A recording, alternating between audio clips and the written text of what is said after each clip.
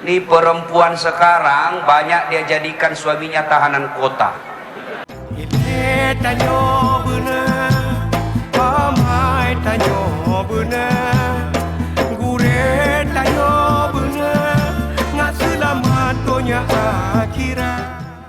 Nabi setelah melakukan perenungan di Gua Hira, turun ke rumah beliau, menggigil, dingin, dia datang kepada istrinya, lalu berkata kepada Khadijah, wahai istriku sayang, saya dingin menggigil, tolong selimuti saya.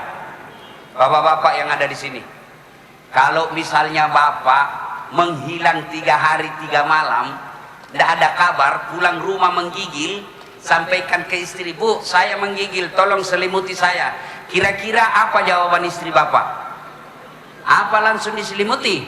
Tidak, diinterogasinya dulu kita, pak. Dari mana kau, mana handphonemu, pulang-pulang menggigil? Khadijah tidak. Berarti perempuan-perempuan malam ini, jika kalian mau hijrah, kalian mau memperingati tahun baru Hijriah, jadilah istri seperti istrinya Rasulullah ketika diperintah suaminya tidak banyak nanya. Oh, kenapa bilang wah susahnya? Nih perempuan sekarang banyak dia jadikan suaminya tahanan kota. Baru 1 jam keluar, di mana kau pak? Saya di kantor. Bohong. Saya di kantor. Bohong. Coba kirim fotomu. Nih. Ada bapak-bapak di sini takut sama istrinya? Ada? Berhenti kau jadi laki-laki.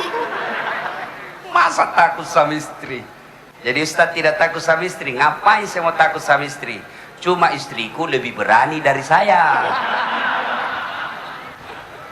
Bu, ibu, bu, pulang ini jadilah istri seperti Khadijah. Apa sifatnya Khadijah? Khadijah selalu berpenampilan cantik dan menarik di depan suaminya. Besok bu mulai cantik. Coba jangan juga salah tafsir. Mantan-mantan sudah dengar ceramah begini, besok mau pulang suaminya dikuncir 3 rambutnya. Pakai baju renang, selop tinggi. Pulang suaminya langsung astagfirullah, kesurupan istriku. Yang proporsional. Lain kali kita bahas soal istri.